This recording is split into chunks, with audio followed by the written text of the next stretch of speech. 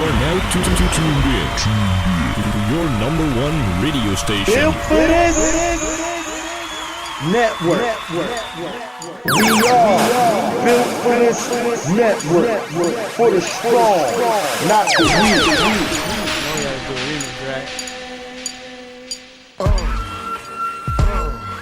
Niggas is mad, I get more butt than ashtrays. Fuck a fair one, I get mine the fast way. Ski mask way, and nigga ransom notes. Far from handsome, but damn a nigga tote. More guns than roses, foes is shaking in their boots. A visible bully, like the gooch, disappear, vamoose, you whack to me. Take them rhymes back to the factory. I see the gimmicks, the whack lyrics, the shit is depressing, pathetic. Please forget it.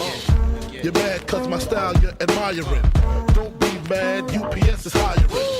You should have been a cop, hip-hop. With that freestyle, you're bound to get shot. Not from Houston, but I rap a lot. Pack the gat a lot, the flame's about to drop. Here comes a brand new flavor in your ear. Time for new flavor in your ear. I'm just kicking new flavor in your ear. Like a brand new flavor in your ear. Here comes a brand new flavor in your ear. Time for new flavor in your ear. Word up, no rap, no crap, you bore me. One to grab my body, too lazy, hold it for me. I'm straight rap great, bust the head straight and dreads, I'm everlasting. Like it's so on pro cash, a tech 9, when I rhyme, plus I climb, word is mine. Your album couldn't with one line. It's been 3 years since your last tear, but now I reappear, your heart pumps fear. To your gut, did your girl's butt. I scraped it, shaped it, now she won't strut. I smashed teeth off your beef, no relief. I step on stage, girls scream like I'm Keith. You won't be around next year, my rap's too severe, can get bad flavor in your ear. Here comes a brand new flavor in your ear. Time for new flavor in your ear. I'm kicking new flavor in your ear. Like a brand new flavor in your ear. Here comes a brand new flavor in your ear.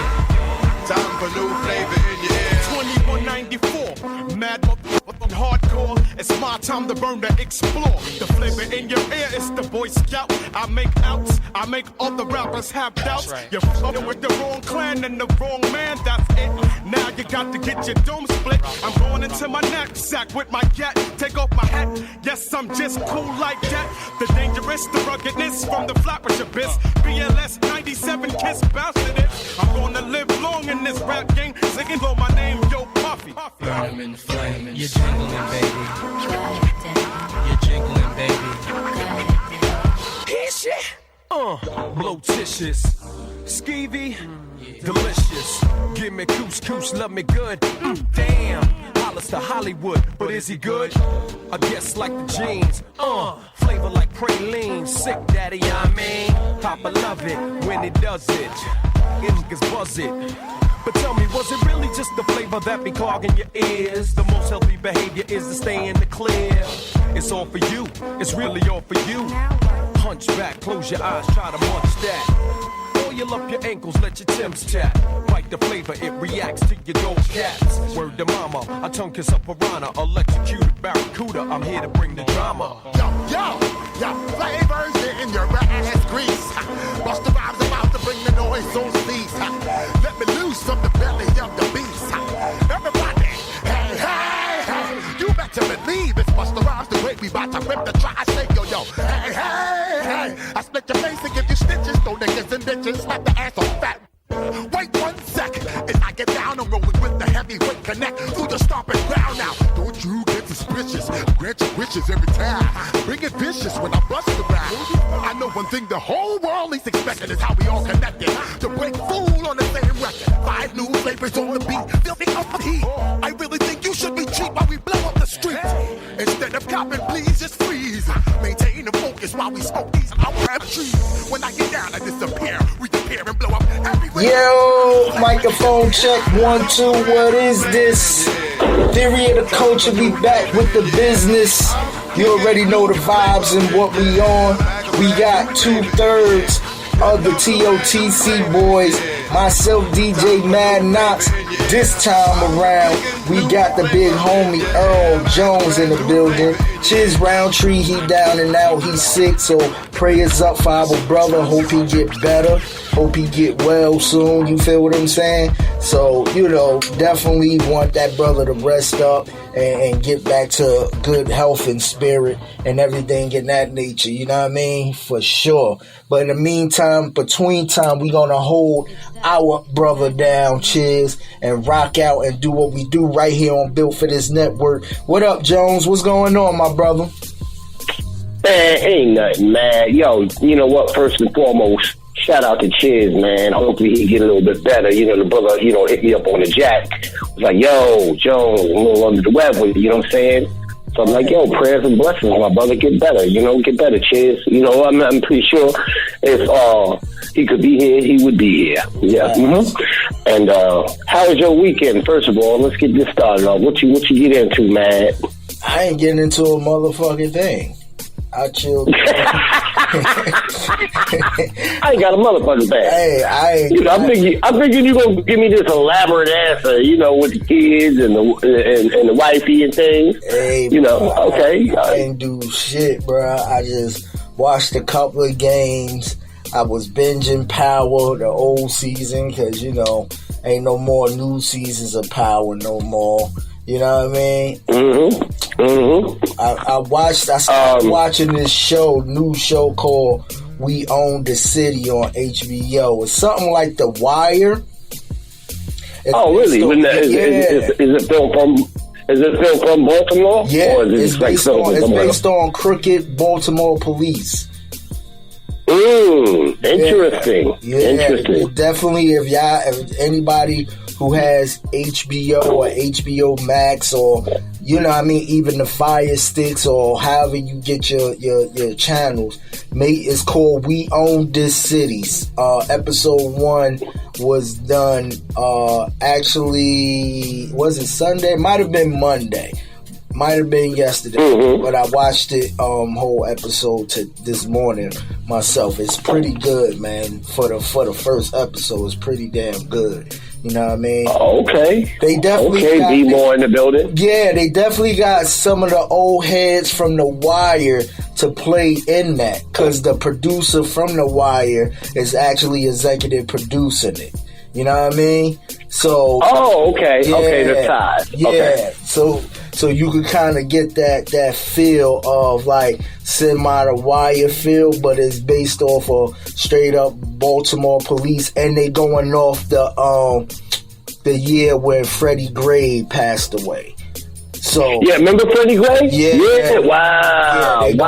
Yeah, I remember that. Yep, they going off. I remember that Freddie Gray situation. Yep. I remember that. Yeah. Mm-hmm. Yep, they going off of the realm of that. So definitely check that out, man. It's called We Own This City, man. If y'all haven't checked We Own This City. Yep. Okay, straight out of Baltimore. You know, I remember one time I went out to Baltimore, right? I was fucking around this chick, right? You know what I'm saying? Uh-huh. And what had happened was a father had caught a stroke and shit. And if anybody's from Baltimore, I think you guys know what I'm talking about once I mention what I mentioned. Right. And so I went out there, right, man, right? So we drove out to Baltimore from North. And I'm not gonna lie. you know, this time the wires out, shit like that, right? So as soon as we hit the city limits, welcome to Baltimore, it was like 15 bros in handcuffs up against a graffiti wall, right? And it was like, all right, welcome to Baltimore, right? Right. So she bring me around there to meet her peoples because her father had a stroke. That's the main reason I went down there with her. And so I get inside the cut. It's Edmondson Avenue in Baltimore. So if anybody's from Baltimore, I'm pretty sure y'all know what Edmondson Avenue looks like. Right. Brother, first of all, the landscaping is like on a slope. And the houses are divided by an alleyway. And I'm over there sleeping like one eye open in this motherfucker, right?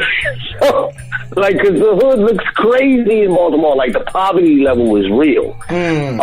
When you see The Wire, there's a pretty good depiction of what Baltimore was really about. And once I had seen Edmondson Avenue, and I was like, God, it was a point in that situation where it was a liquor store, and you know, motherfuckers want some drinks and shit. Right. They asked me to go get them motherfuckers. I'm like, dude, man, I'm looking at that in front of the liquor store. It's like 15 motherfuckers in front of that motherfucker. I said, this ain't a good look for Earl, right? So, yeah, right? So, you know, me and homegirl go in there. You know, she knew the local hood heads and shit. But I'm looking at this shit like, this ain't gonna go too good. Right. And we copped the liquor. But, like, that Baltimore situation, it's really like that. I came back to Newark going, man, we got it good over here. And, you know, Newark ain't no joke. You know what I'm saying? Right. But I think sometimes when you go to other hoods like that, it's a little intimidating because you're not from around there. For them, they're kind of used to that day-to-day living like that. But Baltimore, I'm going to tell you, that wire shit, and we own the city, what you talking about, that poverty level is real. It's real as a motherfucker. I felt them. I was like, man, shit, I got back to New York. I was happy than a motherfucker. Yeah. Mm-hmm. Yeah, man. Yeah. Hey, man, you know, we're gonna jump off of that real quick, though. I want to talk about the NBA playoffs, man. And this is the best playoffs I've seen in years from the beginning of it being round one. What you got? You got Boston shutting out. Well, listen to this. Boston shutting out the Brooklyn Nets, which has Hall of Famers all on it. The Brooklyn Nets, you know, if you know about Boston, there's really, other than maybe Tatum, right, there's really no Hall of Famers on the Boston Celtics. No, you're right. And you're right. Right, when you think about it, right? Mm-hmm. And Tatum is nice.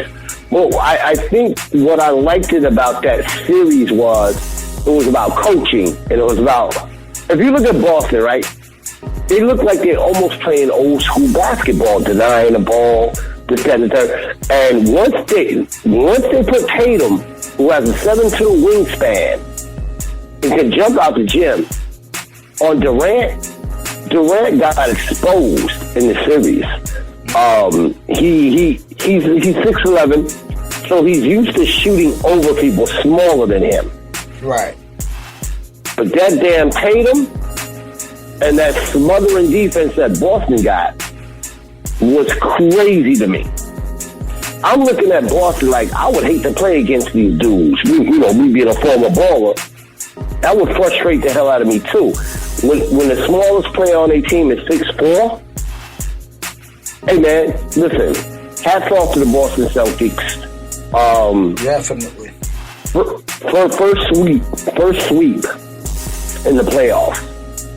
I laughed when he brought it back to Brooklyn. Mary J. Blige in the stands, spiking them, little Kim. Mm-hmm. And it was great to see that, by the way. There was celebrities showing up to show support for Brooklyn. Right. But Boston really took it to them. Like, what I like about them is, again, this coaching, but the physical. They play defense, which is unheard of in the NBA sometimes. If you talk about from East Coast to West Coast, all they want to do is run, gun, shoot threes, and I try to outshoot you. But what I liked about Boston was the defense. Now first shutout. Let me ask you this question. Would you think it would have been a different outcome if Ben Simmons was on the floor? Man, fuck Ben Simmons. I'm gonna tell you, Ben Simmons is a punk. This guy, and trust me, I know my ball, if nothing else. This guy is 6'9", talented as hell. Ben Simmons seems to run away from pressure. And the problem, and then he don't like to listen to nobody. Right. He's one of them guys. Go ahead, man. I'm sorry. No, I'm sorry, but what I'm asking you is, I know, the whole spiel about he bitching out his back and everything else. But I'm saying, had he been healthy, right, and on the floor, it wouldn't matter because he's got some mental thing going on with him. I don't call his thing mental. I call it punk ass. Talented player. But, like, he does not want the ball when pressure comes on. Right. It's been, look, listen, when he was down in Florida, same shit. Never want to take the big shots. Didn't like to shoot the ball, really. So you think that's... I don't know, again, I don't know what Ben Simmons got going on. I think with him it's mental, man. But, like... do you think... Whatever the condition... Do you think him leaving Philly or how Philly fans and... I won't say the fans, just the organization of the 76ers, how they treated him, like, towards the end of his trade, you think that had a effect on him? No, he was like that since high school, man. Okay. He don't even listen to his father. His father was trying to tell him, listen, okay, if Ben Simmons don't listen to his father, you think he's going to listen to any fucking coach? Right. No. That's just Ben Simmons.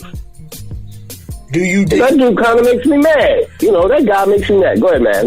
Do you think Steve Nash need to be fired?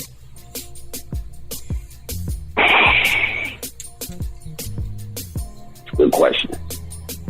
I would have to say no. I'm gonna tell you why. Look at Philadelphia, right? Okay. Oh, let's segue this. Doc Rivers, right? Okay. Now, what we have here is a historical situation about to happen. First of all, Doc Rivers has lost 3. Yeah, it was 3. When he was up 3-1, coaching with various teams. Toronto Raptors. Philadelphia is up 3-0. Correct. You know what's about to happen here? They're going back to Toronto. Doc Rivers is the driver of the blow.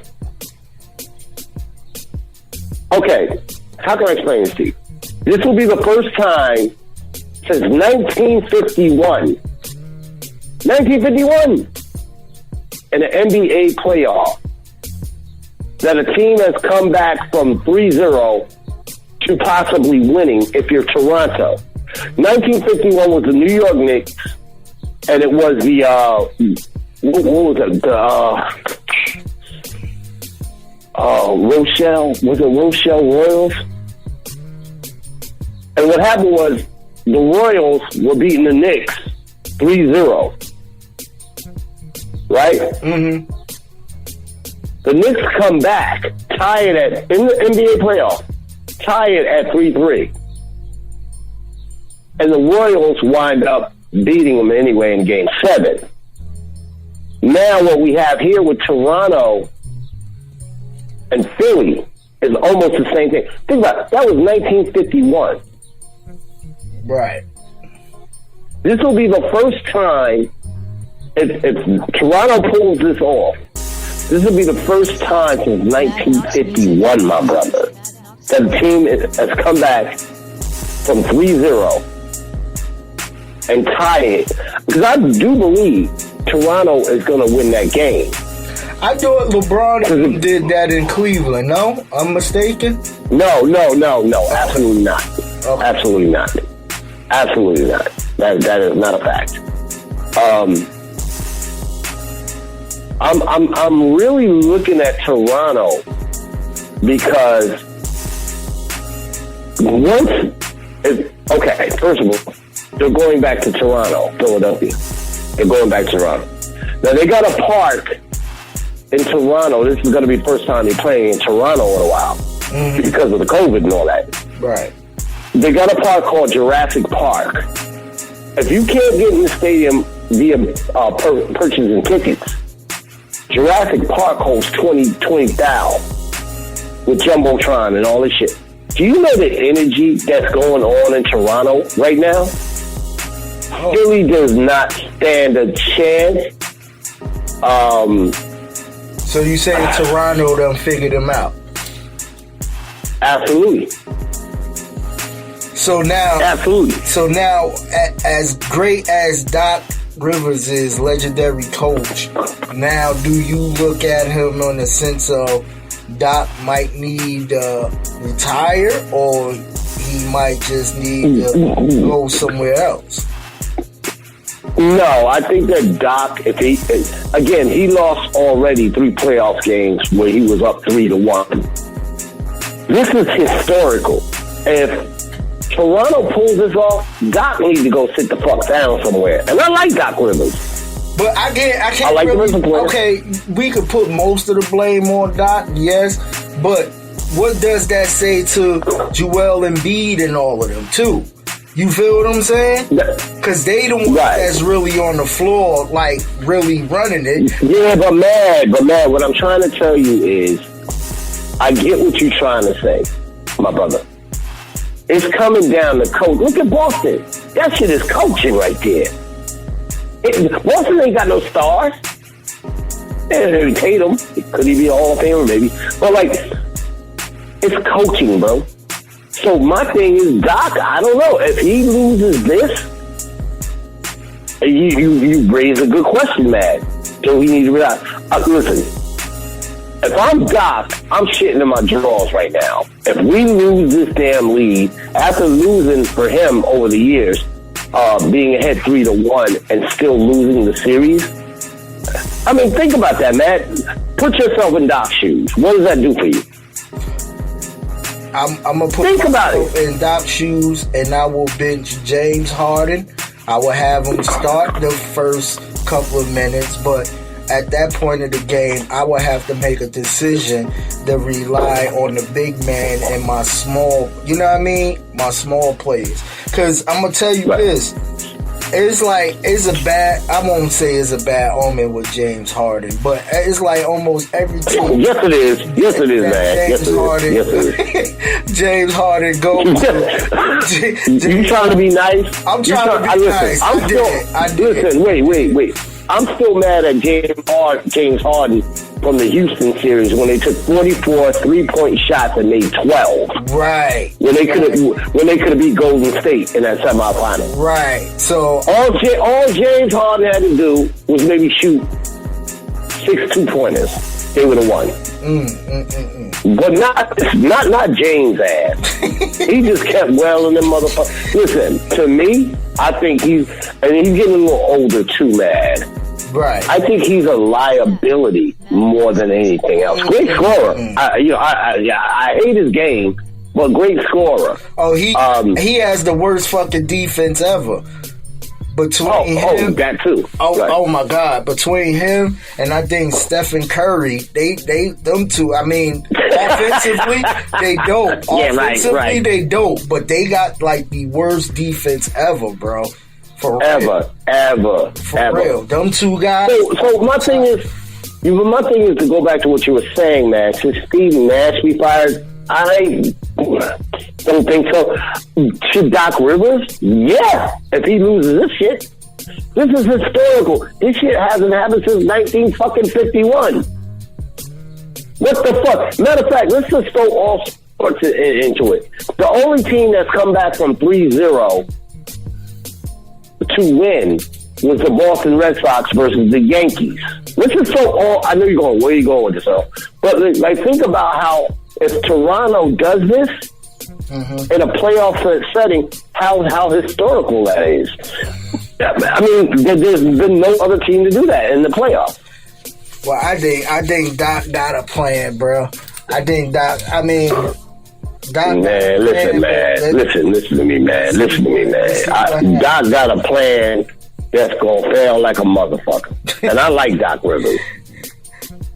But I just don't see it, bro. Look, they back is against the wall, and they not gonna perform. They're not gonna perform right. I just see James Harden fucking up all day, based on his kind of game. If Philly wins, they play Boston. No. I think what happens if Milwaukee wins, they play Boston. Now that's going to be a little dicey because Middleton is back. Right. They both kind of carbon copy teams. I don't know. That's going to be a tough series. Boston, Milwaukee. So Philly facing Miami if they win. Yeah, right. I think that's how the bracket is lined up. I could be wrong, but I think that I'm pretty correct with that. So at that point of the game, because Miami playing some fucking ball, I'm not gonna lie to you. Yeah, they doing their shit. Too. Let's swing it to the West Coast. Built for this show became by NBA. I don't know how, but it did. It came. What do you see? What do you see coming out of the West Coast? West Coast. I know what I Golden see. State is looking pretty decent. Surprisingly, Steph Curry injury hasn't, apprehend him from scoring or nothing like that. So they looking pretty decent. But I'm looking at Phoenix still, man. Phoenix. Yeah, but the problem with that, man, is Booker's out. That's huge. That is real. That's huge. That's real huge. I don't know. Like you said, it comes down to coaching. Like you said, it comes down to coaching. Yeah, but the problem is with the West Coast, what I'm seeing, man, they're just doing what they've been doing for years. Running down, running gun, now, 3-point situation, and hope to outshoot you. Right. What I like about the East Coast, they playing ball. They denying shit. And they physical. The West Coast, I'll give it to you, man. I think that Golden State is coming around about the right time. Because now they're a little bit more healthy, and now other people get hurt. Right. On the West Coast of things. I can see Golden State at this point going to the final. But there is a but. Memphis Grizzlies. Now they're in the gunslinger match. Ja Morant, shit like that. But if they can get past Minnesota, that's a rough series. That is a rough series. But if they can get past Minnesota, the Grizzlies, you have to watch them because they can match up well with. It's all about matchups, right? They can match up well with Phoenix and Golden State. Right. So I would like to see the Grizzlies get past. It's not an easy out. The Timberwolves, because they nice too. They really got some momentum from that last. Yeah. I would hate to see the Grizzlies kind of get ousted. Because I know it will make for a greater playoff later on the West Coast of things. Ja Morant is just a beast, bro. That guy, what does Shaq call him? The greatest since Kobe? He's dope. I love his game. I love Ja Morant. But he's missing a few inches. He kind of give me a mixture of Kobe and Allen Iverson. Because he's very... Yeah, he does. You know what, man? You're right. He's very... Allen Iverson didn't have the height, but he had the heart and tenacity to challenge people and penetrate that paint and go against the big man. I think Ja Morant has that heart of an Allen Iverson in that sense. Yeah, rare player for today. Right. Rare player. Mm-hmm. I love Ja Morant.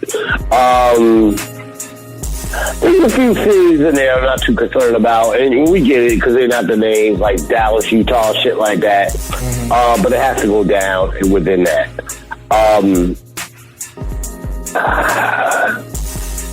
The West is going to be a little crazy because Phoenix and missing Booker.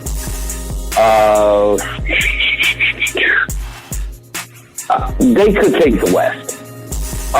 The East, I want to go with Boston only because, a lot of us don't like Boston and shit, and I get that.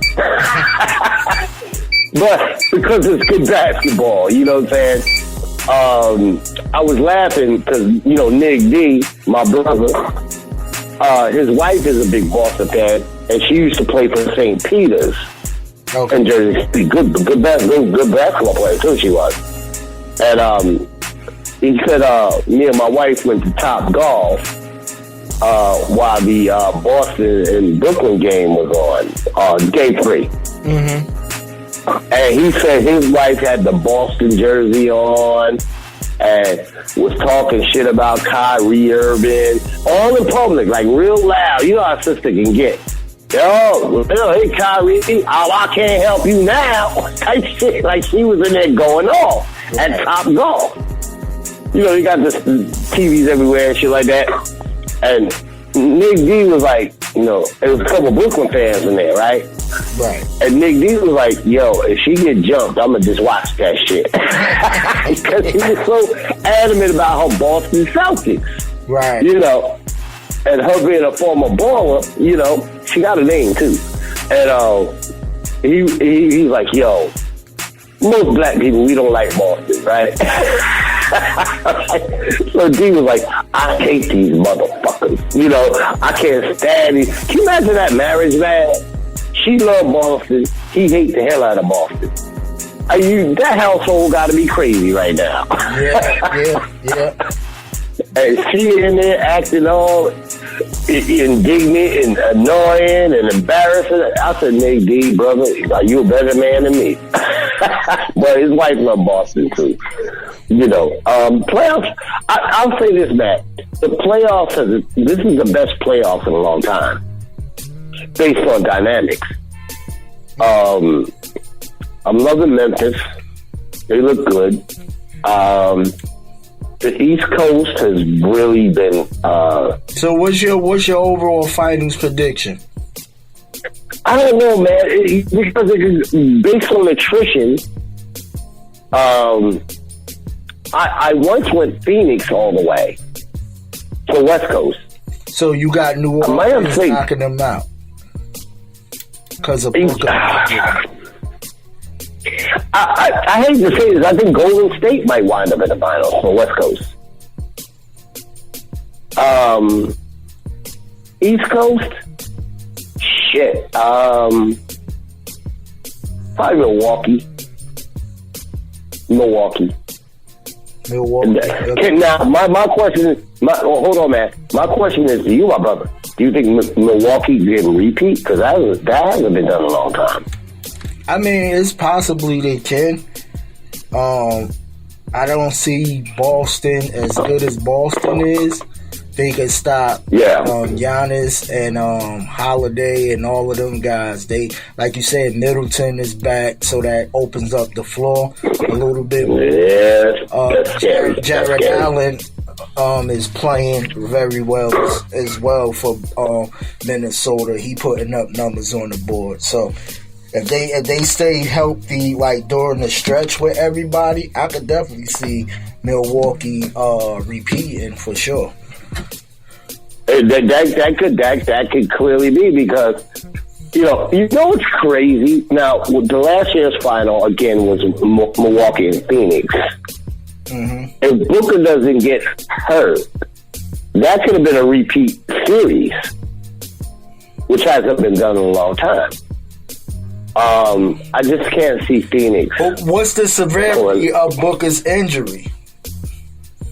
Hamstring. That's not good. That's not good. Right. That's not good. I mean, he can play, but he's not going to be Booker. So I don't know. I don't know about that one, man. I don't know about that one. If anything, what Monty Williams, and I'm just going in the coach's shoes right now. You hoping to get past this first round, see who comes in on the next round between whoever the case may be. I think it's between who. If Phoenix win, they play the winners of Dallas and Utah, correct?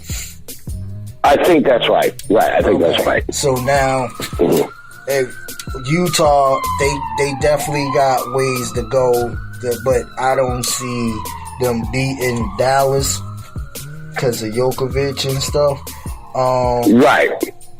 So, You just hoping they hold on in the Phoenix Dallas series, at least enough to get them closer to the, finals. Because now, at that point, we looking at, okay, we gonna put it out there. Like, Golden State is definitely gonna beat Denver. So now we just gotta wait between Milwaukee and Memphis to see who wins out of that to face Golden State. Now, let me ask you. Go ahead, man. Go ahead. No, I was just saying, based off of experience, I kind of got Golden State winning that series between whoever they face out of the Memphis and Minnesota one. Yeah. You feel what I'm saying? That's just based off of experience, because they've been there before. You feel what I'm saying? Right. And Memphis is all young guys, so experience will go to Golden State if they win. Right. Even Minnesota doesn't have anybody that's legendary. Karl Anthony Towns and all of them guys, they pretty much young guys too. You feel what I'm saying? So right. I give Golden State the edge based off of experience and Curry, Thompson, and all them guys that been in the road of going to the finals before. So how do you like that guy Poole on Golden State? Poole is okay. I mean, when I mean okay, you don't know what you're getting out of him from night to night. You feel what I'm saying? Right. He's one of them players that can be relevant if you get him going early. But he also can be one of them players who can have the worst shooting night ever, and you be like, yo. But I think with him, he's a little erratic. Right. But, he's young too, so you want to keep him mostly out of foul trouble. Because he does bring great energy on the floor for Golden State. Don't get me wrong. Oh, absolutely. But if you keep him out of that foul trouble situation, I think down the stretch, you could definitely win games, because he's definitely good on that offensive, defensive boards. You know what I mean? And he could put he could, like I said, if you get him going early, he could definitely give you a good 10 to 15. You know what I mean? On a good he could benefit you. Yeah, right. Uh-huh. That's why I throw him in there. Right. Interesting, man. This is it's just me. But do you feel like this is the best NBA playoffs you've seen in a long time? I mean, it's pretty good, because there's a lot of scenarios going on. And there's a lot of things that's coming down to 6 and 7 gamers. You feel what I'm saying? As opposed, even with the Utah series and certain series that you felt like people could have swept on, like you mentioned, the whole Raptors thing. You knew, okay, Philly about to sweep them, but look at the outcome now. They tied the bitch up. They're going into a 7. You feel what I'm saying? So it's like... And well, you know what? The thing I look at, man, that series is going to overshadow the playoffs itself. Because even if the Raptors don't win the championship, they did something historical within the playoffs. Right. So, like whoever wins the championship wins the championship. Wouldn't it be crazy though, man? Championship too? Right. I'm going to tell you, for the Heat is shooting, but they definitely missing Kyle Lowry. He's injured too. If the Heat keeps like they momentum going based on certain players for what I seen on the previous game, like all the role players that stepped up, you know what I mean, and contribute and gave Jimmy Butler some help. If they continue to do that, I could believe, he definitely will be a good series between the Heat and Milwaukee, for sure. Yeah. That would definitely. You gotta watch. That would, far as the East Coast, I'm saying, that would definitely be a good one. I think they trying to do the same thing if Monty Williams is doing with Booker. They trying to keep Kyle Lowry out as much as possible down until they really need him down the stretch. You know what I mean? Right. They don't want to, you know what I mean, critique or tweak an injury more for next season and shit like that. So, and then on this run, we don't know where Jimmy Butler is going to end up. Because now it's talks. Right. You know what I mean? And after this season, I think he's up for a trade or a contract up or whatever the case may be. So he can potentially be in LA with LeBron and all of these people. So we don't know though. You know what I mean? So it's factors in right now that the Heat is number one in the East. Don't get it wrong. That's because they had Kyle Lowry on the floor to spread that floor, you know what I mean, and everything else. Right. But now Jimmy Butler, being the second in charge, has to take that commanding role, which he's doing very well at it. You know what I mean? At the end of the day, he told reporters he would rather make 29 assists a game than get 29 points. But his team come up to him and say, yo, we need you to score. You know what I mean? We need you to put in points. So they putting faith in him is probably what driving him to be the leader that he is right now. You feel what I'm saying? Right. At the end of the day, I think, like you said, Eric Spoelstra, it comes down, if you're talking about coaching, Eric Spoelstra is really doing a great job of going sometimes big and sometimes small. Because when he goes small, I think nobody can really stop the Heat on that small 5-man era that he got going on, because they really run the floor. Right. You feel what I'm saying? I think that's going to be kind of a handicap if they face Milwaukee, because Giannis can run, but it's so much a big man to run up and down with. You feel what I'm saying? Right. Milwaukee is more of the, if we got the fast break, take it, but they more of a set half-court type of offensive people, you know what I mean? So we'll see what happens, man. We'll see what happens. This is, like you said, this is very intriguing and exciting because there's so many scenarios. It's not really predictable. You feel what I'm saying? But no, you can't. You really can't predict something now. So with that being said, that's what makes this definitely exciting. And this is carrying on since fucking the NCAA, because the NCAA was so unpredictable and there was a lot of upsets and stuff like that. St. Peter's. Yeah, right. Yeah, you knew certain teams was definitely, okay, they in it, but I know they gonna get bumped or sent home. But like you said, St. Peter's was the Cinderella. You know what I mean? Other people was the Cinderella. Between Kansas, Kansas was definitely done going into that second half where they came back from a 16, 17 point deficit. Oh, phenomenal game. You feel what I'm saying? Phenomenal game. It's very predictable in that sense, man. It very is. Yeah, this year has been, whether it was, collegiate ball all the way to NBA ball, and these playoff settings or NCAA settings, has been very unpredictable. I got a question though.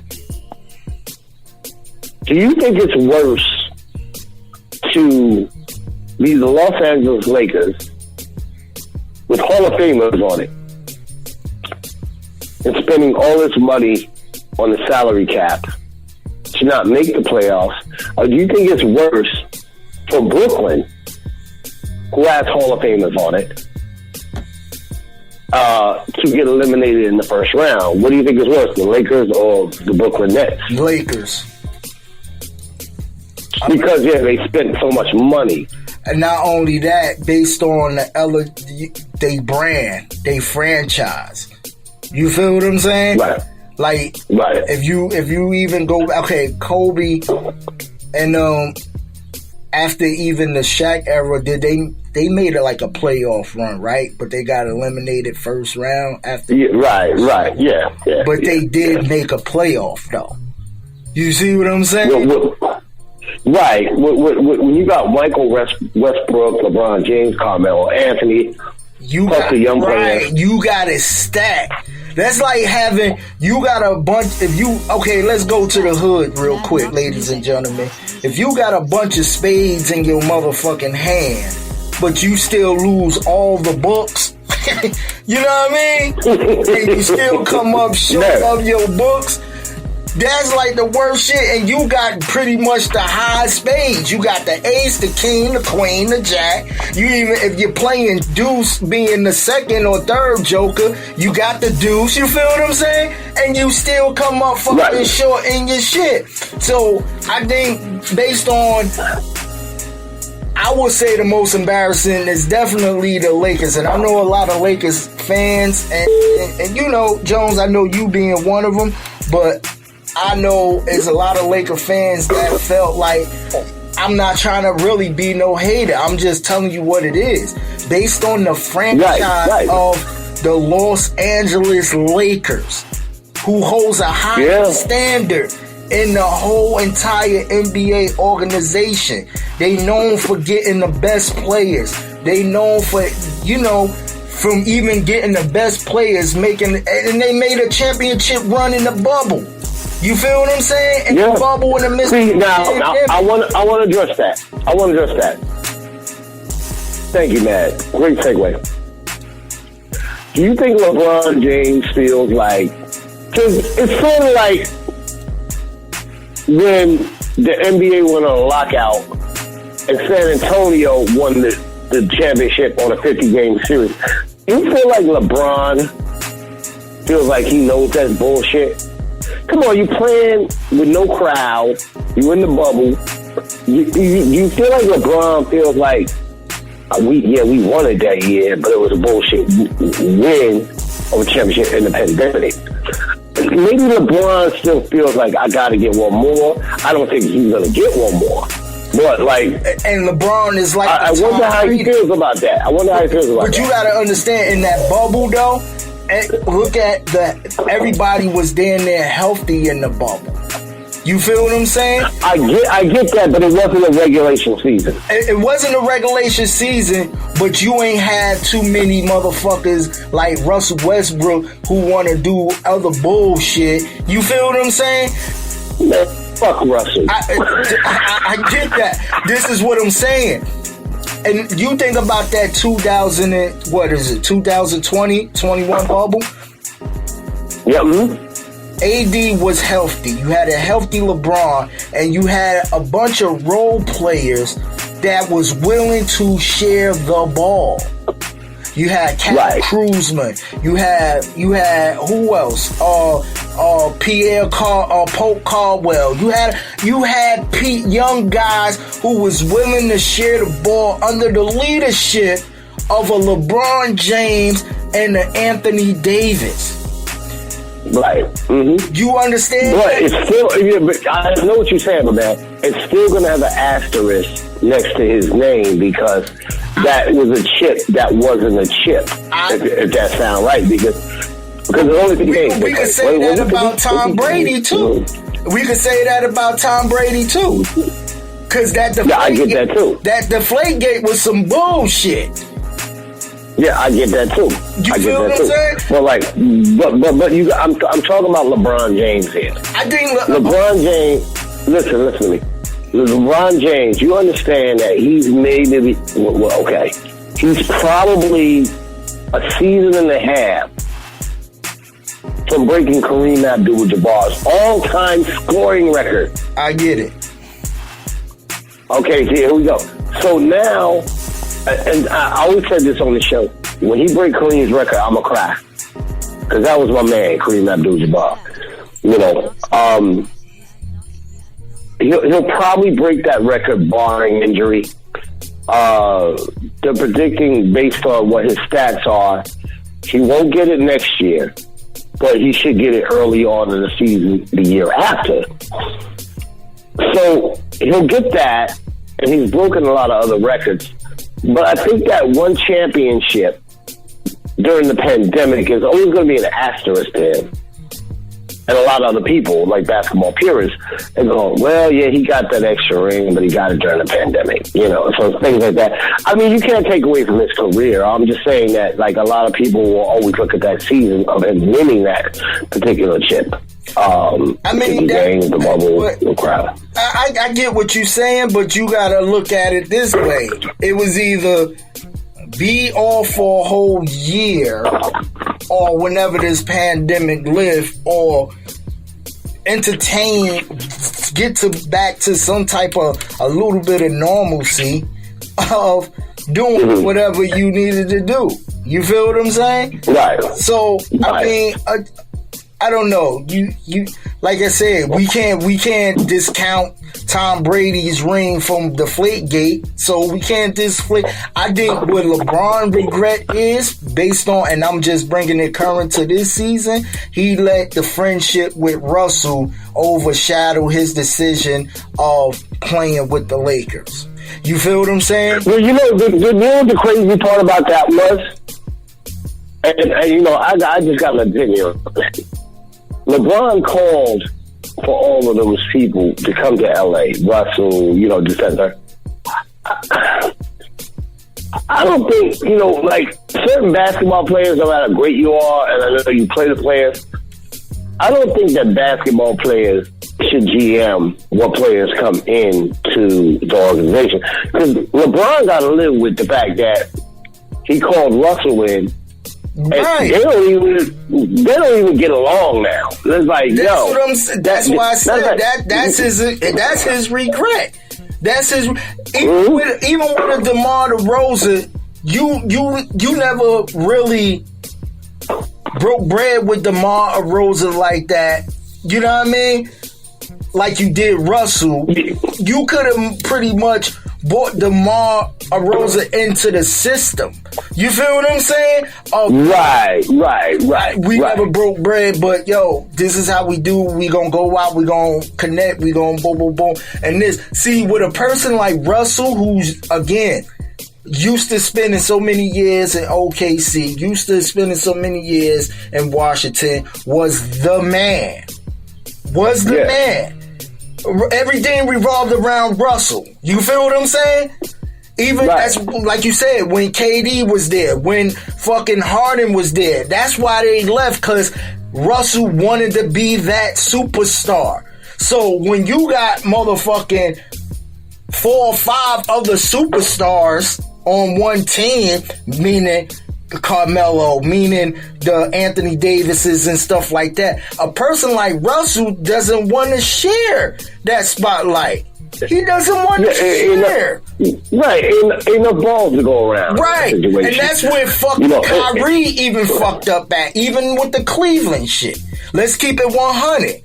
Kyrie, I'm gonna tell you right now, when they went on that championship run with Kyrie, LeBron, Kevin Love, you know what I mean, Shepard and all of them, they had they could have been Golden State of the East Coast, bro.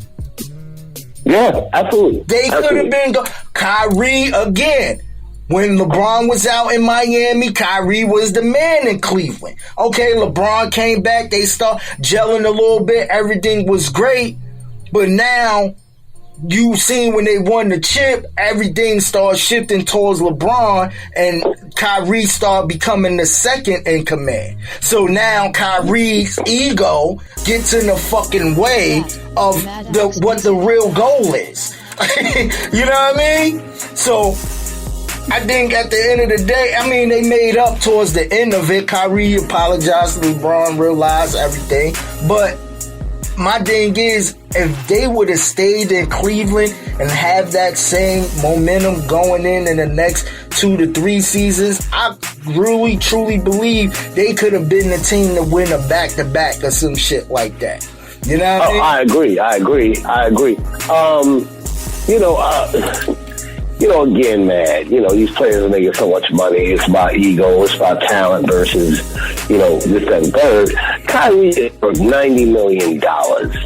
You think, like, what did he say? Everything ain't basketball. Okay, Kyrie. Well, if I'm an owner at this point, and I'm hearing that, I'm signing you to like a 1-year deal. Because you can't reach, and listen, Kyrie's from Hillside, New Jersey, up there in North, played for St. Pat's. I know the story. I know the history.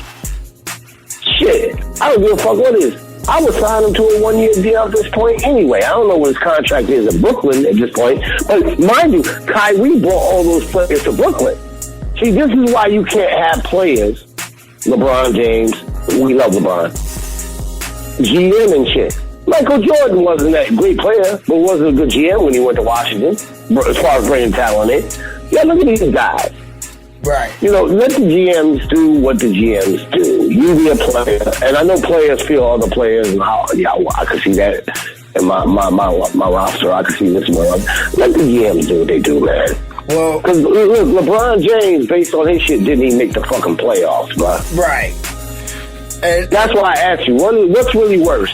Kyrie bringing in all the players he brought in from Brooklyn and getting swept in the first round, or LeBron bringing in the players he bring in and don't even make the fucking playoffs. It's definitely LA, because look, think about the players he did bring in and recruit. They had LA once. Oh, we got Russ, we got Melo, we got AD, Bron. Oh shit, we stacked, bro. We stacked. Yeah. Bruh, they had LA winning the chip hands the fuck down. Damn. And listen, when they went there, I was like, oh man, it's going to be a great year for us, brother. Man, that was the worst season ever. Right. They had it made in the shade. They had a couple of decent bench players that's coming off the bench with the 6 and 7. You feel what I'm saying? Off rotation. Boom. I think pretty much KD and Kyrie now, you could see, even though they got eliminated, they gel. You feel what I'm saying? They really gel. Right. KD signed that extension contract. He definitely feels comfortable being there in Brooklyn. You feel what I'm saying? Right. I believe Kyrie is definitely gonna stay because they figure them two the leaders. Now, how they recruit or leave it up or put the buzz in the up top people, the front office air, who they need. I definitely think they missing a piece or two. Andre Drummond, he's good, but he's not as versatile as he was when he was young. I think they need a couple of good younger gunners in there. You know what I mean? And that's going to be interesting to see who comes off on the draft pick, because there's a lot of good college people coming up. You know what I mean? Based off, you know what I mean, the situation. Now, how far as a trade is being concerned, I don't know. You feel what I'm saying? But I definitely think they need like one or two pieces. They definitely need like another shooter or two, because they need people just in case if Kyrie or KD be injured. You know what I mean? These people can step up. You know, the people that can give you 10 to 15 can step up. And to Brooklyn credit, I didn't even have them in the playoffs, to be honest with you, this year. You feel what I'm saying? I'm going to be honest with you, because of the injuries and stuff that was going on. Right, like, yeah, exactly. I'm not even, Brooklyn ain't even making it. So for them to make it even to a 7 seed and hold that down at the clutch is saying something. But I think they definitely missing some pieces of the puzzle around that whole thing. I mean, they got the Patty Mills and everybody else who are shooters. Don't get it twisted. I will keep like a Patty Mills. I just think they need like another big man for rebounding. They definitely need to sharpen up on the defensive end, because you could see that from this series of Boston, that at the end of the day, offensively, okay, you could deal with somebody having a bad shooting night and somebody could step up and have a great shooting night. But they defense didn't match the energy defense that Boston had. And that's what you see right there. It was like Boston was real, the backdoor cuts, the lack of offensive rebounding and everything else. Bro, come on, man. You know what I mean? That shit you learn 101. Like when you got a whole professional team doing a zone defense, steady the man, you know your defense is shitty at that point. And right. And that's what they did on, when was it? It was game 6 or game 7. You seen Brooklyn go into a whole zone defense where it's like, dude, I understand Boston has the height and stuff like that, but it clearly show you that the defense is where the fucking weakest is at over there in Brooklyn. They don't have no defense stronghold. You know what I mean? But they relied on talent. I think Brooklyn relied on talent. Boston said, "Hey, we're gonna outcoach you." So coaching, and they rely on the grit. They rely on the grit with their defense and they coaching because they know at the end of the day, they offense gonna come. You got Smart, you got Tatum, you got all these people who if one have a bad night, somebody gonna have a good night. Even Jaylen Brown or somebody like that, somebody gonna have a good night. You feel what I'm saying? Right. At the end of the day, but what's gonna come down to it is the grit of defense and coaching, and you seen that it came down to defense. They defense and they hustle on the offensive board outnumber the whole Brooklyn shit. Yeah. So that's why they deserve that sweep. You know what I mean? And that's why I say when it comes to Steve Nash being a coach, you have to recognize that.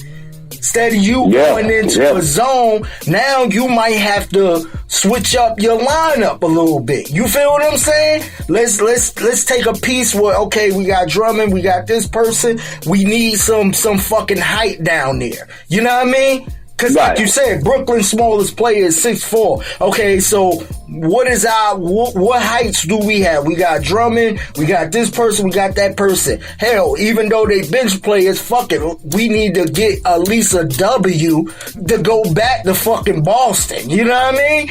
Let's switch this bitch up a little bit. But he didn't motherfucking capitalize on that. And that's just because maybe it's his first year of coaching. I could chalk that up too. It's his first year of coaching. He don't know this, that, and the third. Okay, that could be the argument. But being a head coach, guess what?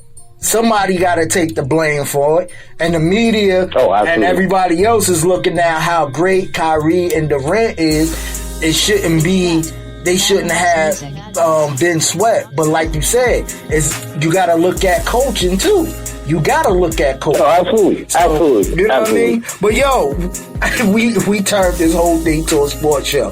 But yo, we I'm sorry. I feel like Stephen A. Smith in this motherfucker. I feel like motherfucker. I had like 5 topics of hip hop I wanted to talk about. Jones turned this whole shit into a motherfucking sports show, y'all. So blame Jones for this shit. You know what I mean? Blame Jones. It's a part of the culture. You and basketball and rap go together. Come on now. This motherfucker got me railed in a whole playoff series and shit. That's why I told everybody Jones need his own goddamn show.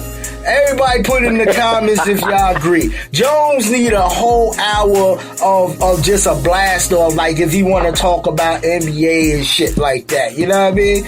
I agree. I told this motherfucker. But nah, we gonna come back. I definitely gotta, you doing too much for you doing too much too. Okay, we gonna get into it, cause a female rapper, I don't know how would y'all look at this situation, but it's a story that came out about years ago, you know, and I'm gonna let y'all know it's about Meg Thee Stallion and Tory Lanez. Some shit came out. She did an interview. Now everybody looking at Meg with the side eye type shit. So let me know if she's doing too much or not, man.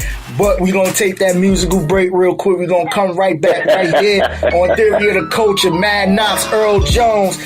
Rest well. Built for this network. Yeah.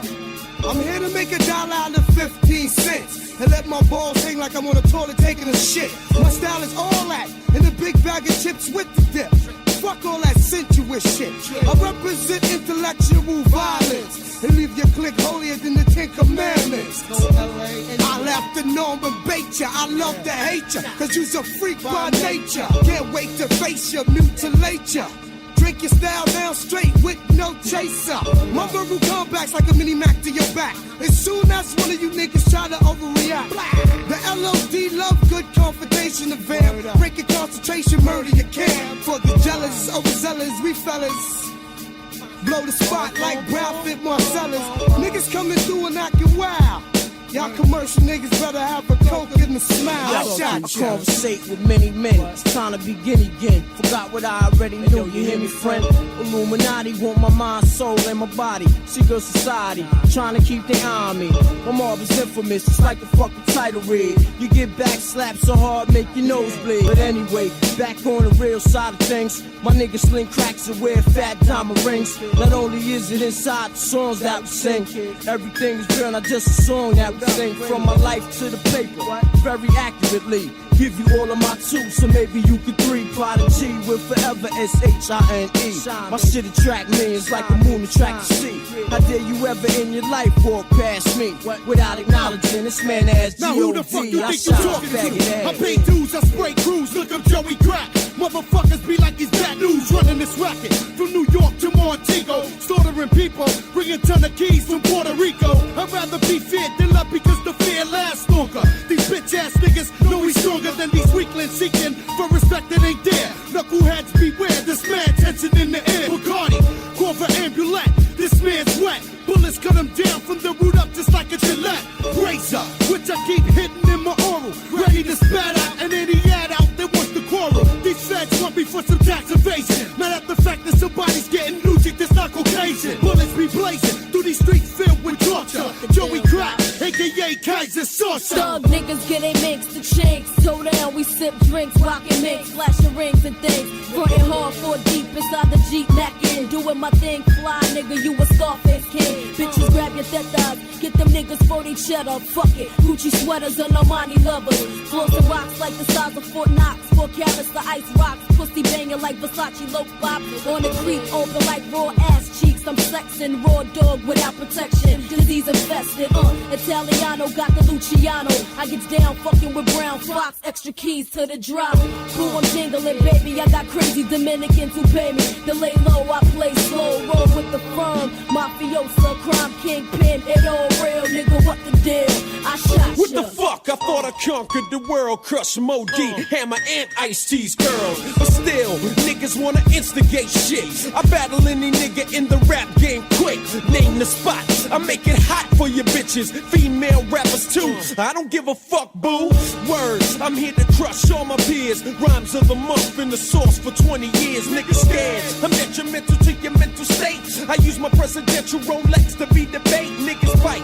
Glock cocks, your temple gets fucked. MCs that fuck with LL, they gets bucked. That's real. What's up with that? I shot your deal. Like shit, niggas slip. Now how the bullet feel? New York appeal. In LA, they gang bang. But if you touch a mic, your motherfucking ass hang. That's facts. Niggas don't receive no type of slack. Cause if they do, their ass is always running back. Not this time, but next time, I'ma name out. We are back right here. Derriere the Culture Show. Your boy, DJ Mad Knox, Earl Jones, 2/3 of the TOTC boys in the building. You can check the bill for this network, man. Any and everywhere where you receive podcasting at. You feel what I'm saying? Any and everywhere.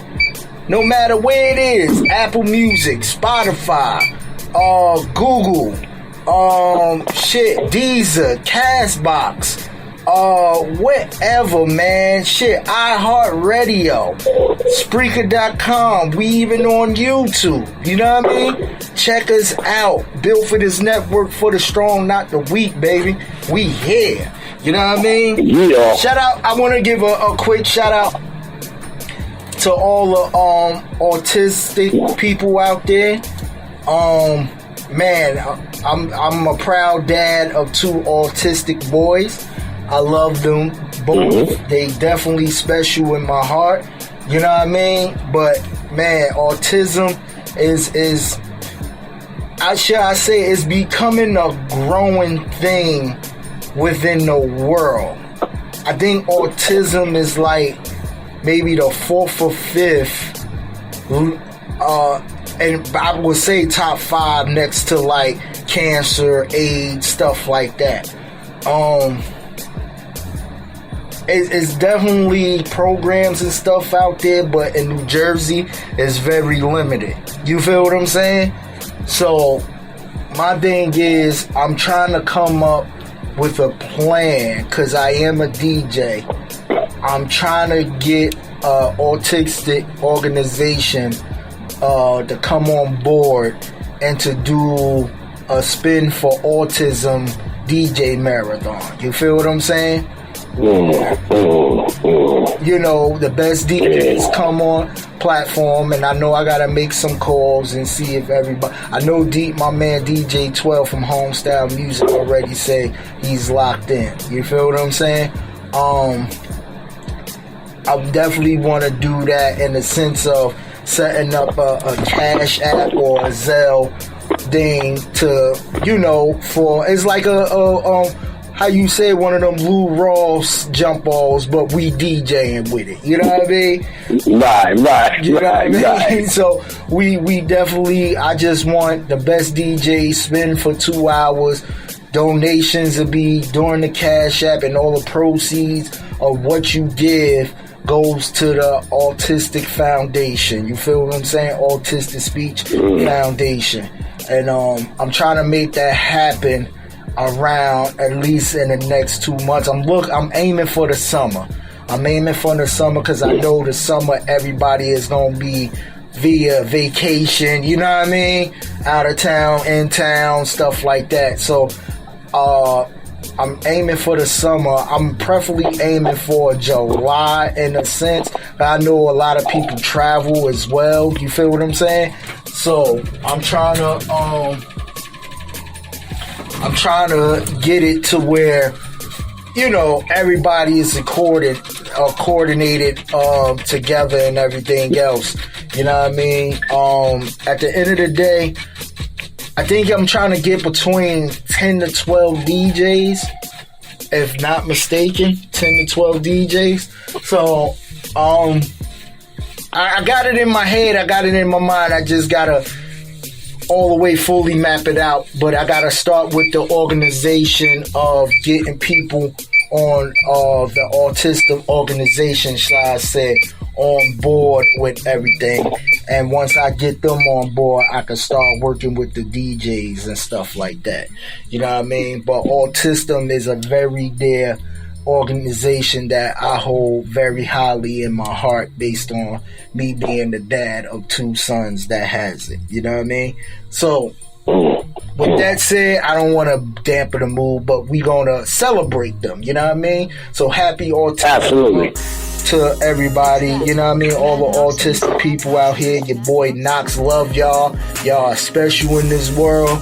Just understand, y'all might be a little different. Y'all might be behind the regular certain people on certain levels, but that doesn't change the fact that the love and everything that you do in life is different, because y'all are different in the beautifulest way. You feel what I'm saying? For real.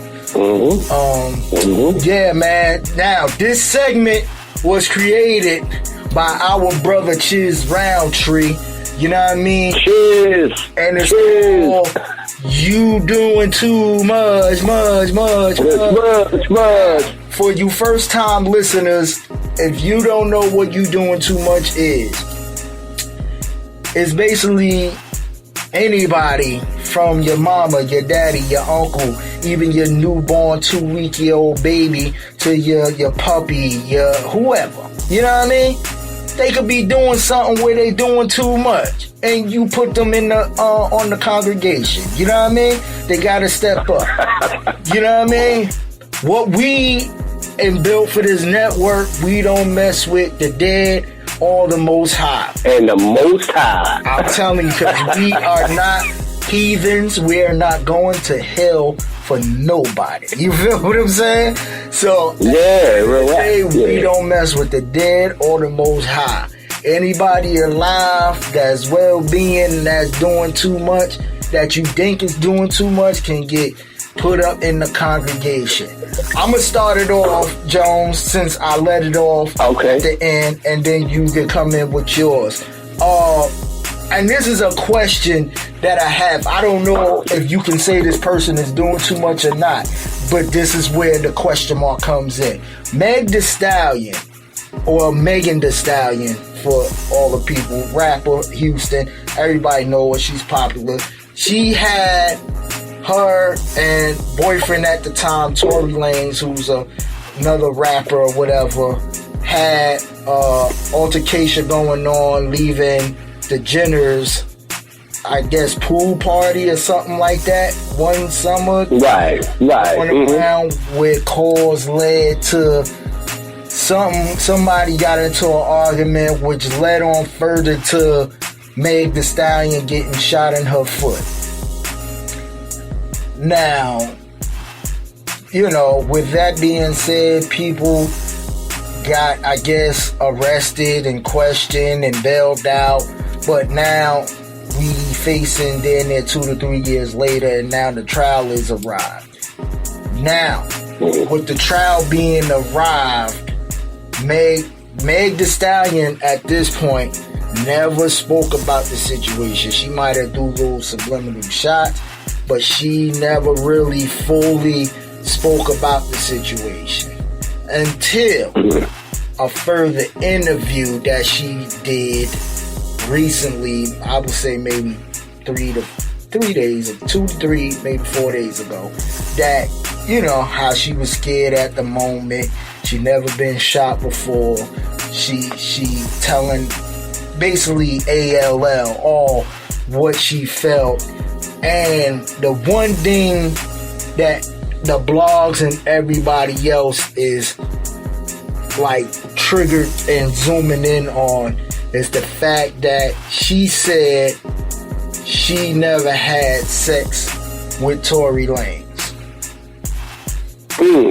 Now, my question is, one, is she doing too much by, one, just doing this interview? And two, do you believe she didn't or she did have sex with Tory Lanez? That's interesting. Right. So, because wasn't they supposed to be an item at that time? And that's where you got guys, right, Jones, because you got guys like 50 Cent and everybody else that doesn't believe Meg Thee Stallion at that point. You feel what I'm saying? Like, if you saying Tory was your man and was your guy and you being around him, now all of a sudden you say you never had sex, and then there was another interview she said, I think she said either she didn't remember having sex with him. So I'm all the way confused because a lot of people was like, she doing too much based off of speaking about the case anyway. Like, what is her lawyer advising her to do? You know what I mean? Right. I was about to go there too. Like, yeah, what's your opinion? You shouldn't be saying, she shouldn't be saying shit. Right. if it's a litigation, right, you shouldn't be saying shit. But the fact that, okay, it sounded like to me there was some swinging motherfuckers, because I was a good old swinging motherfucker myself, you hear me? And, you know, Meg was in some girl shit, you know, Tory was in whatever he was into, and they kind of came together on that shit. So for her to come out, well, she shouldn't be speaking about the bullshit in the first fucking place. Talking about she never had sex with Tory Lanez. Yeah, if I'm 50 Cent and all them cats, I'm looking at her kind of funny too. Right. If y'all supposed to be an item, you mean to tell me you wasn't fucking? Right. Oh, okay. You know what? Yeah, I'm looking at Megan Thee Stallion. You know what? I didn't hear about all this shit, man, until you brought it through. I'm looking at her funny too. If these are the actual factuals, yeah. First of all, listen. Obviously, you went to that pool party as a couple. Correct. That's what you was claiming back then, Meg. Correct. You know, now all of a sudden, Meg, You talking about we never had sex together. Okay, man.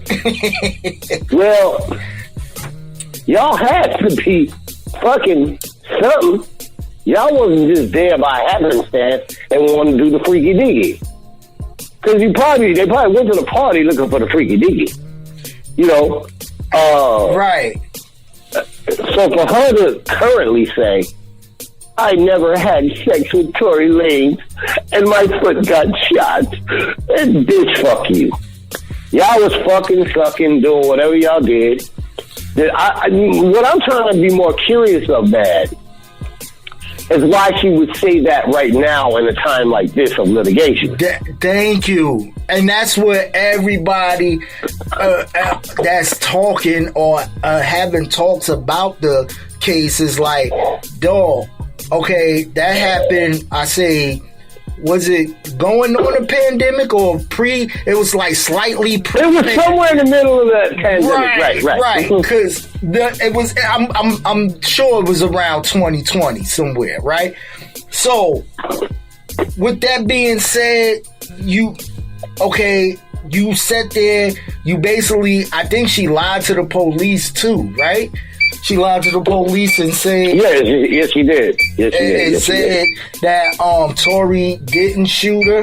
And then she switched the story again and said he did shoot her and stuff like that. So it's one of them things to where now your story is becoming real thin and Tory is looking like he's telling the truth about everything. Where people, the whole industry... basically 360 on Tory because they was riding with you. You feel what I'm saying? Now it flips. Now it flips because of this interview. You know what? I lived in Houston for a little while. I know what it looked like, Fifth Ward, Fourth Ward, shit like that. Some real brothers and sisters out there. She ain't one of them. Because for her shit to be flipping back and forth, unless she playing with the fucking public, this sister ain't been through shit. Because a real sister would have been talking some other shit when she first got shot in the fucking foot. Right. Listen, man. Whether she's trying to placate the shit or troll shit, whatever she trying to do, I think Megan Thee Stallion ass needs to sit the fuck down. I agree. Because it's starting to look real bad for her. I agree. The story's one way, then it's another way. He didn't shoot me, but I just wanted to cover that up when I went into the precinct that he didn't shoot me. Now you saying he did shoot me. Now she's saying, and then that shit sound crazy. That whole shit sound crazy. What Megan Thee Stallion. Yeah, but everybody is looking like, okay, like you saying, bro, like really. So y'all been rocking out. Y'all went together. He was over your house. It was Instagram lives where you was over his house, and y'all didn't have no type of intercourse at all. Man, why do you say intercourse? You can't say intercourse. Intercourse me. No, you gotta say, fuck me, Tory, fuck me. You know what I mean? No, bro. You can't say intercourse. But, my thing is, I think that, I don't know. Again, man, social media, it's so placated one way or the other, man. I don't know if she fucking with motherfuckers' mindset or this, that, and third. But the stories, now that you brought this up, because I didn't hear this until you said it, man, they sound so crazy at this point. Right. I'm going to tell you, I'm going to tell you this. Tory, if you ever was to listen to this show, do me a favor. Do something called Shut the Fuck Up. You feel what I'm saying? At the end of the day, I don't know who your team is and who your lawyer is, but somebody around your circle, your square, your triangle, whatever shape you want to call this shit, should have tell you to shut something called the fuck up. You feel me? That's where we're at. I'm gonna be honest with you, it's a day when you shut the fuck up, especially like you said, you in the middle of litigation. Because now what's gonna happen is the motherfucking prosecutor or even the defense attorney of Tory fucking Lanez is gonna hold that fucking interview against you. Now, at this point, you already got a record from lying to the police from the first time. Then you changed it. You went on an interview and saying this shit. So, like you said, if you're the person that never had sex with this person, why was y'all okay? One, if I never had sex with you, I'm not going back and forth with you on social media. I'm not doing all of this stuff. You know what I mean? Okay. Can a female and a male be in the house together and be friends? Okay, let's just play devil's advocate and say that was so. But like Jones said, Tory and you and whoever else was in that car and y'all had an argument based on somebody approaching somebody that y'all didn't like. Okay? Or some flirting shit was going on at the Jenner's pool party that y'all didn't like. You feel what I'm saying? A gun was involved. You got shot. Did he intentionally shoot you? We don't know. That's the story. That's what we call allegedly. You feel what I'm saying? But we, at the end of the day, just based off of you saying what you're saying in the middle of this, Meg, shut the fuck up. Shut the fuck up. The shit sounds so it sounds so bogus that, you know, the rumor was around that pool that she got mad that he was trying to, what was it, man? She got mad that he was going around trying to, like, kick at the bitches. Right. But he was kicking it to him on some, yo, you get with me and my girl type shit. So she got pissed off if that was the correct thing I think I heard at that time about that. So how you gonna say you wasn't fucking this motherfucker? Meg? Man, shut the fuck up. See, this is the thing, bro. Y'all get on these fucking interviews and I don't even know how much these people paid you to get this exclusive interview. Cause it must have been a bulk of fucking money for you to motherfucking pretty much put that bitch on the ledge and throw it out the window almost. Cause now, motherfuckers is like 50 Cent and them sat there and was like, really, Meg? I don't even believe Meg ain't fucked Tory. I know she did. You feel what I'm saying? Right. And I haven't been there. So it's like, bro, and this dude really jumping out the window, and again, a woman being scorned based off of jealousy or, you know what I mean? However the dude is moving or whatever the case may be, alcohol and weed is involved or whatever else drug is involved at that point. You know what I mean? Bruh. Yeah. Shit got crazy. But my thing is, cause you already have a record of lying, at this point, let your lawyers do your fucking mouthpiece, bro. That's what you paid them for. To be your fucking mouthpiece. Man. Shut the fuck up. Now, for you going on that interview and saying that shit, man, you definitely doing too goddamn much for your boys. You feel what I'm saying? She doing too much, yeah. Yeah, man. Hey, I wasn't hip to that, man. Thank you for like putting me on the game with that, man. Yeah, I think that shit crazy. Yeah. Straight up. What you got, Jones? What you got for you doing too much? All right, now listen to me. Listen to me. I'm listening. Mad, are you listening? I'm listening. This damn white boy. 500,000 feet in the air. Decides to fuck with Mike Tyson. That white boy is doing too damn much. Listen, first of all, Mike is cool with it. You know, autograph, pictures, showing the boy big love. Right. This motherfucker here. See, I'm gonna tell you, man, and a lot of people might not agree with me or bill for this tonight, weed is not a good thing to be legalized in America. Because you had to be high to get 500,000 feet in the air and fuck with Mike Tyson. He's a 22-year-old white boy. What if he wasn't on weed, man? What if he was on perks or something? Damn it, I'm turning the way I want to tell it. He was high. You had to be high to fuck with Mike Tyson 500,000 feet in the air. And he was really like really fucking with Mike. He wouldn't stop fucking with him. He was in the back of that seat and jumping up all on it. And, hey man, you bit off Evander Holyfield's ear and you ain't the champ no more type shit. They threw a bottle of water. Matter of fact, that boy can't win shit because he actually threw the first punch when he threw that bottle of water. See, now right. he trying to get his motherfucking shit up, and he lawyered up and all this bullshit. Motherfucker, please listen. You had to. I'm telling you. You know how with James you say cocaine is a hell of a drug, right? God damn it, weed is a hell of a drug. Because anytime that white boy, if he was smoking that shit, because that's how I feel. To fuck with Mike Tyson, you got to be crazy. Something wrong with you. These millennials, man.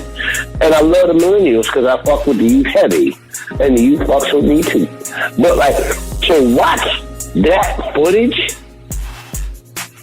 I said, how the fuck do you fuck with Mike Tyson if you ain't high? Yeah. Now they said alcohol and shit like that. I get the whole thing. But like, listen, that white boy was doing too much. He only about 22, right? I don't know where you go with that. Because if I'm sitting in front of Mike Tyson, it's going to be a yes, Mr. Tyson. Yeah. Thank you, Mr. Tyson. Right. I ain't fucking with Mike like that. Right. And then the boy, this is why he doing too much. Then the boy's face is all bloody, right? And the funny part about this shit, man, when I saw the footage, because it was a brother that was taping the shit, right? Right. It was a brother. You hear tonality, right? So now he's taping the boy after Mike fucked him up, right? And you see the motherfucking, bruises and the blood and shit like that. And the boy kind of like pointing to his face, yeah, this, that. And the brother's like, you know you got fucked up, right? You know you got fucked up, right? He was a black guy. Right. With the phone in his hand. And, the crazy part about this whole thing is, why would you... Now, the passenger said Mike took it light on the boy, which I believe, because if Mike would really hit that boy the way he wanted to... Oh, my God. That motherfucker would have been sipping out a straw somewhere, man. Yeah, he wouldn't have even been up, bro. He wouldn't have been up. That motherfucker would have been knocked the fuck out. Smooth out. Right. For him to be up and touching his face and shit, Mike took it very light on him. Well, I think that's what Mike gonna win at, because the passengers kind of knew. Like, okay, they labeled him as an unruly passenger. So now I think Mike's gonna be okay. I don't know what will possess that white boy to talk to Mike like that. And throw a bottle at him. Bottle of water. Bro. And Mike, knowing Mike was probably already high. He smoked on his strain before he got on the plane and shit. No, Mike had his mushrooms. Mike like his shrooms and shit, right? He liked his shrooms. I seen him do. Yeah, he liked his shrooms, man. Chose them out, Right. So he probably was in a relaxed state. You know what I'm saying? Right. But as soon as that white boy threw that water on him. Shit, all bets are up. But then you can see Mike was at an angle because he had to like jump over the seat, kind of like all punching shit because the boy was the back of him. And I said, I don't know how that would feel. I don't care if Mike was taking a light or not. If he throwing some shots at me, I'm going, first of all, I wouldn't be that stupid. But like, if Mike Tyson throwing some shots at you, you gotta go, God damn, it's a problem. Not this crazy ass white boy. Now, let me ask you this. Now, that video is going viral over and over and over. Mm-hmm. If you the white boy, do you benefit off of it or do you not? How can you? That's my question. Well, because it's going viral. Because how social media, like sometimes, like mad, like even like the worst drama is good drama on social media. I don't know how people view this cat at this point, the white boy. Does it help him or hurt him? It's benefiting the motherfucker who shot the video and posted up. That's who was benefiting, because that white boy ain't receiving shit. Right. But he now has a, again, with social media, he now has a face. He now has a something to say, hey, that was me and Mike Tyson. Yeah. And what? That's your reputation of getting fucked up by Mike Tyson on the plane. That's a fucked up reputation to have. I'm gonna tell you that now.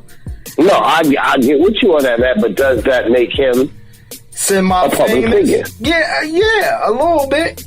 And now it makes you a public figure.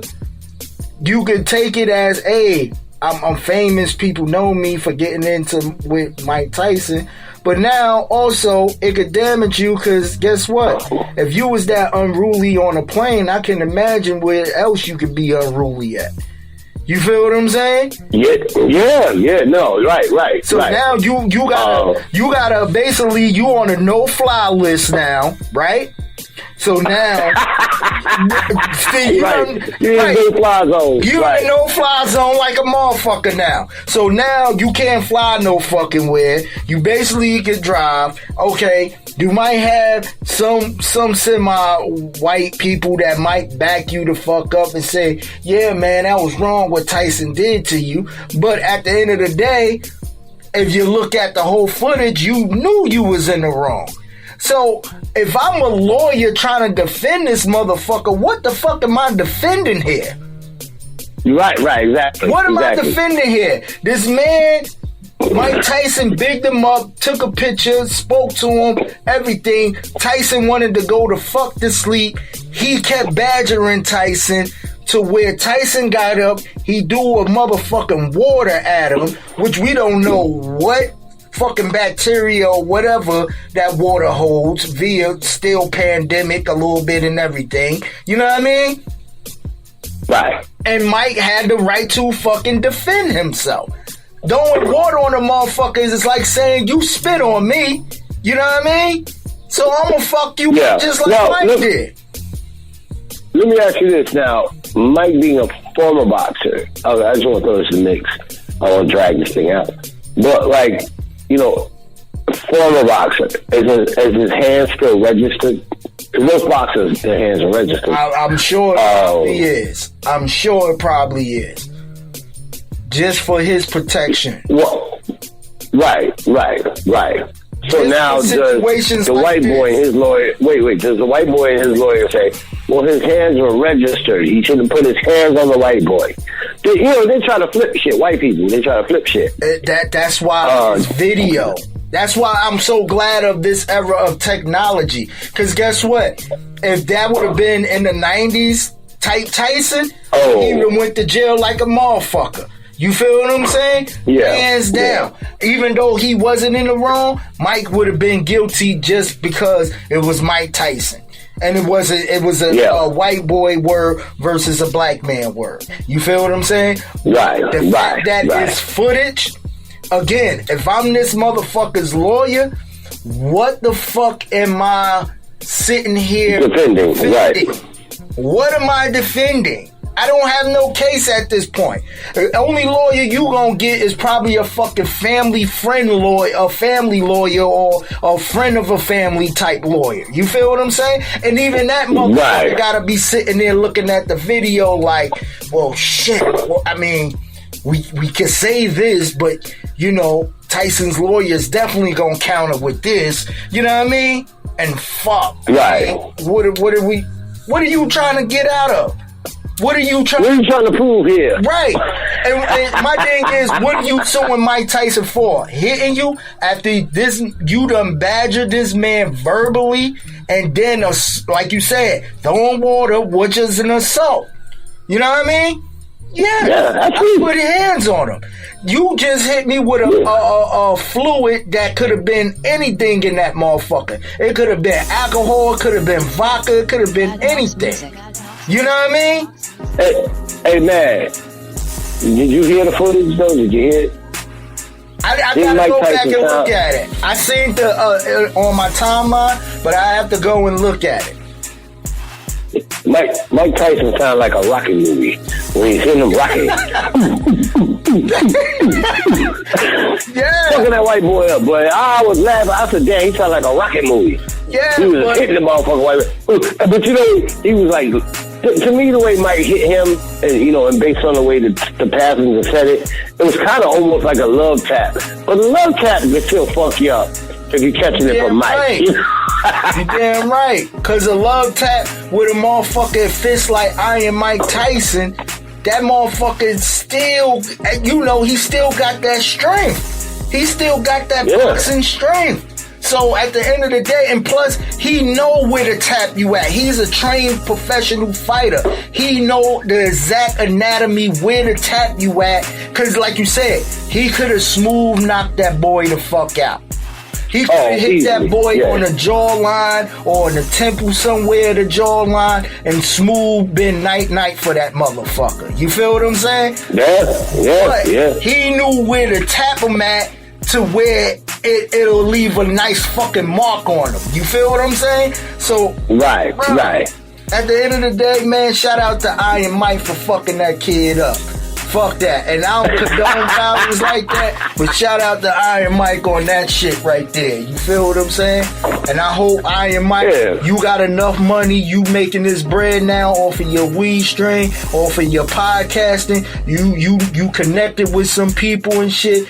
You know what I mean? You got enough people who can fight for you and you can beat this motherfucking case. And I'm glad it was video footage out there for that shit too.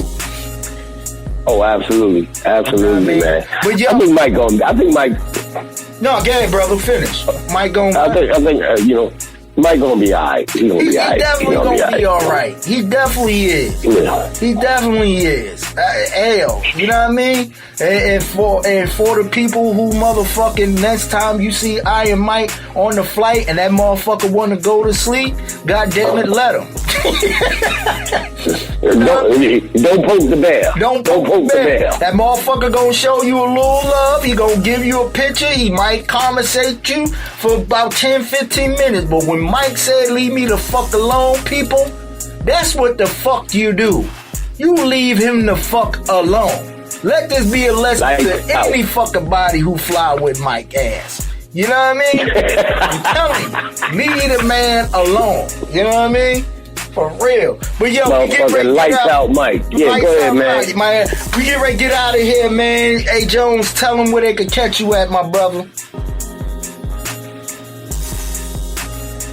I ain't got a motherfucking thing. What I want to do is, I want to shout out my man Chiz Roundtree, man. You know, if he could have, he would have been here. You know, I'm hoping the brother has a speedy recovery. You know, we think about you, Chiz. And, you know, I mean, that's about it, man. Yo, man, shoot him the code, baby. Yeah, man. Shout out again. Check out my brother Chiz on that Chiz 1984 on his Instagram. Lawrence Chisholm on that Facebook. You can go to Front Ground Records. You could go to Built for This Radio. You could go to End of the Bench Podcast. That's what Chiz need to be at the end of the fucking bench. I keep telling y'all. He ain't here for this show. And plus his hair way more than his body. Go ahead, man. You can definitely go to motherfucking Thomas Music Group on that YouTube. ENT Productions on that motherfucking YouTube. Hit that motherfucking subscribe button, bell notification, so you can get all the information of what's going on. You can also check Chiz out at OnlyFans /Mr. Socko. That's SOCC-O.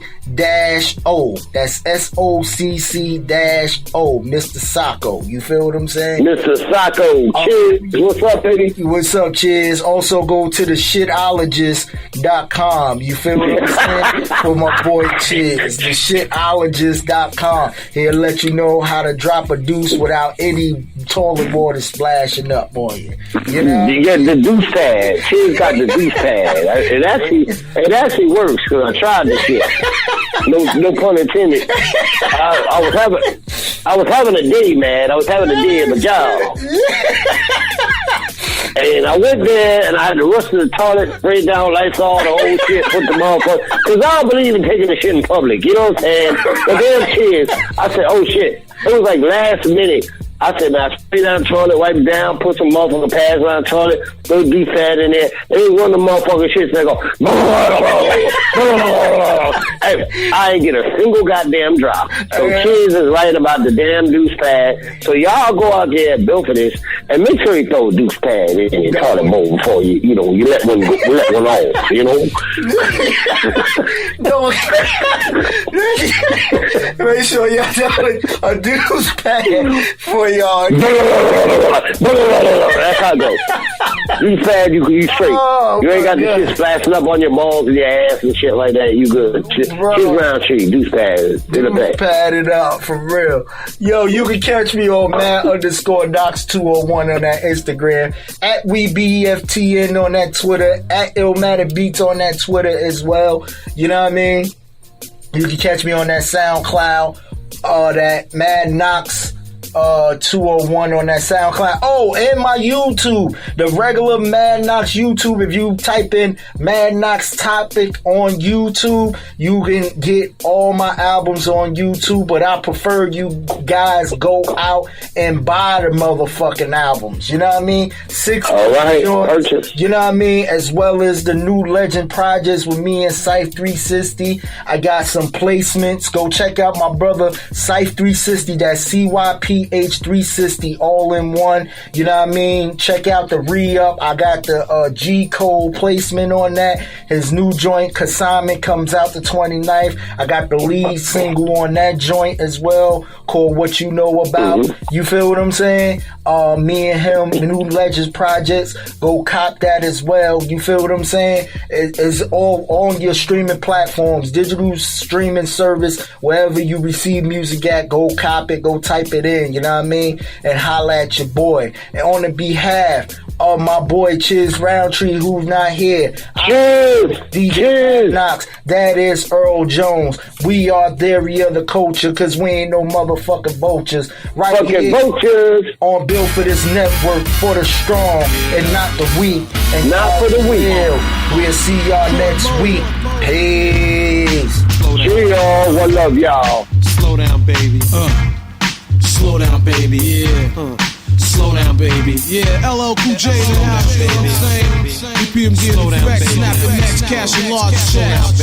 All the non-believers can coach it the dick, you know what I'm saying? Cause this is Daddy Mac, king of the Bozak. All my friends know that. Mix the master down as I kick it like this. Slow down, baby. You can get rugged, tough, hard like P. Try to play my man, but you couldn't touch me, you faggot. No comp rapper on a quest. To get your head flown, boy, you must look assessed. Cause many often wonder is MD paid. You goddamn right, punk, stay out of my way. Cause I clock G's while you clock Z's. And I don't smoke crack. I smoke MCs, so pick up a pen, cop a squat and take note. But rapper suffer from bleeding sprains and slit throats. Cause my style, deadly psychopath, schizophrenic. The rapper choke like a carburetor, freeze up a panic. Cause I clock pesos, don't say yo. Another word for cocaine, mi amigo, that's Spanish. Terminology for friend. Now sit back and rob my Bozak as I sin. Bass funk with beats that thump. For kickers and amps, co-lined up in my trunk. My system cranking my headlights, a blinking brothers riding my tip L. And at the same time thinking, damn, how could a brother be so nice? Cause I'm the capital, P-E twice, M-D-E twice. I choose to squeeze, some choose to fight. I like to write, but then again some biting. While you was banging on tables, I was banging Snow White. Slow down, baby. Yeah, slow down, baby. Slow down, baby. Slow down, baby. The Ripper, the Master, the Overlordian, playing MCs like an old accordion. I get the inspiration from a necessary station. I'm saying I was vacationing. You can't quote with your weaker throat, trying to sneak a peek at how I freak the notes. Major MCs become minor B flats, so retire the mic, get your chains and your bats. Here's your chance to advance, get in your stance. I shoot the holster off your cowboy pants. Pure entertainment, tonight your arraignment, you're guilty. Face down on the pavement, no holes barred. It's time you get scarred. You and your squad squad better praise the real God, the Undertaker, dropping thunder on fakers. When it comes to lyrics, I'm as freaky as Saker. So lay the mic down slow and careful, cause mine is fully loaded and I got another handful. A clip to slip it and start ripping, diving and dipping and giving punks a whipping. Just in case you wanna go a few rounds or so, I'm down so that you clowns will know. Me getting burnt to hurt won't be tolerated. I got rhymes up the forget it, I'm constipated. L. Slow down, baby. Slow down, baby. Yeah. Slow down, baby. When I come around, homeboy, watch a nugget. I master on the beat down, my style's rugged.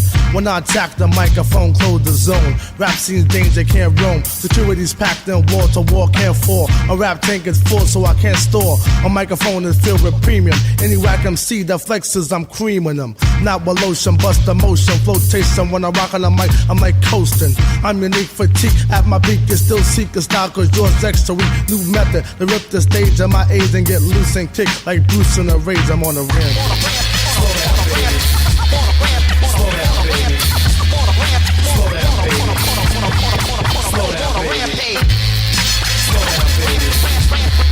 Slow down, baby. Slow down, baby. Slow down, baby.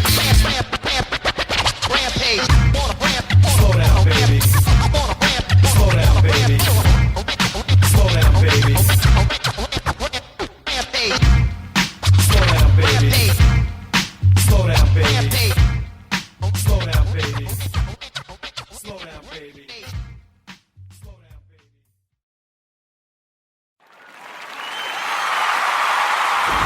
We are built for this network, for the strong, not the weak.